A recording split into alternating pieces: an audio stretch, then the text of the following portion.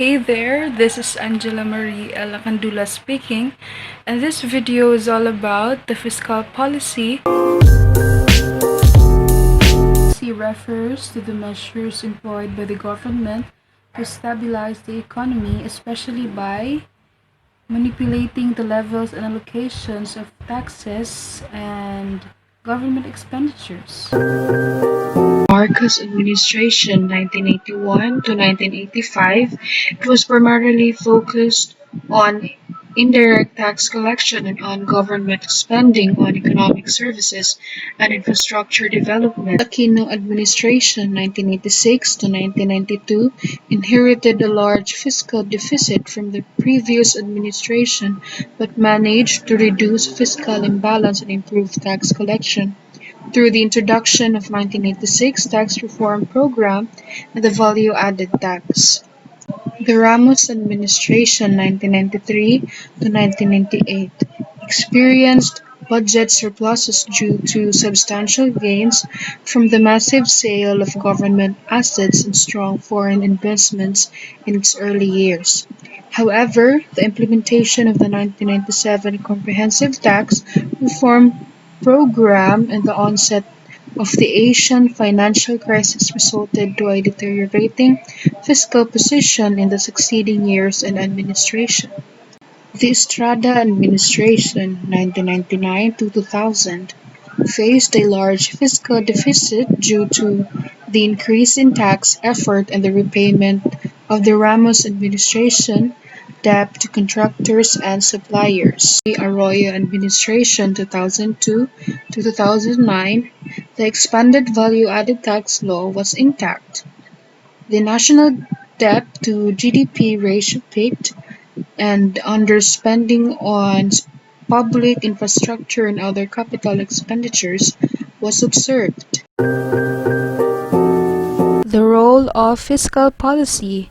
Fiscal policy is the use of government revenues, taxes, and expenditure spending to influence the economy and meet the microeconomic goals. Fiscal can be discretionary or non-discretionary or automatic stabilizers.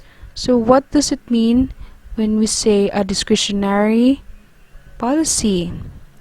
So, fiscal policy refers to the deliberate changes in government spending and taxes in order to stabilize the economy.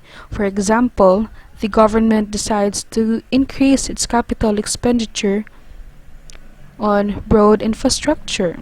So, on the other hand, the automatic stabilizers, the automatic changes in the tax and spending levels because of the changes in economic conditions. This may help stabilize business cycles. For example, when the economy is expanding, the tax revenue increases and vice versa. There will be lower government spending in form of unemployment benefits. Economists have observed that automatic stabilizers can reduce the volatility of the economic cycle by up to 20%. Objective of fiscal policy. So first is the full employment. It is very important objective of the fiscal policy. Unemployment reduces the level of production and hence the level of economic growth. It also creates many problems to the unemployed people in their day-to-day life. So countries try to remove unemployment and attain full employment. Full employment refers to the situation where there is no involuntary employment in the economy.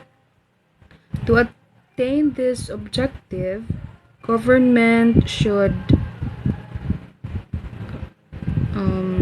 increase its spending, lower the personal income taxes, lower the business taxes, or employ a combination of increasing government spending and decreasing taxes.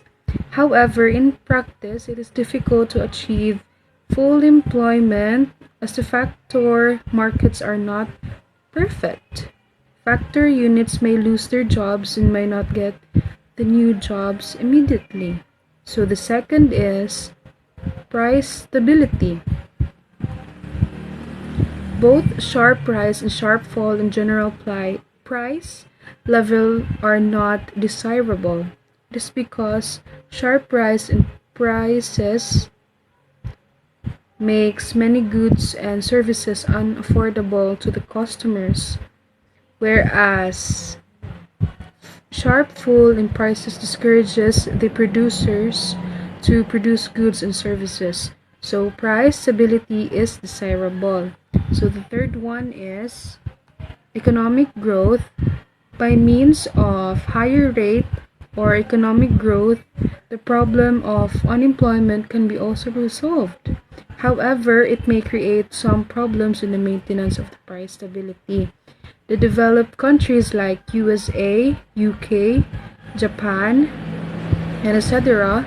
give attention to the relationship of actual growth rate to the potential growth rate per permitted by the consumption saving ratio, technological considerations, and other factors. The less developed countries give emphasis to the increase in the potential growth rate as well as the relationship of the actual and potential growth rate. So the last one is the resource allocation.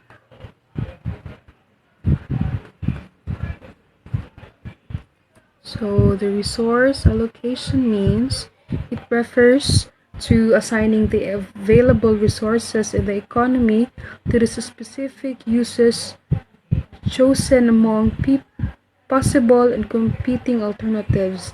It gives answer to what to produce and how to produce question of the economy.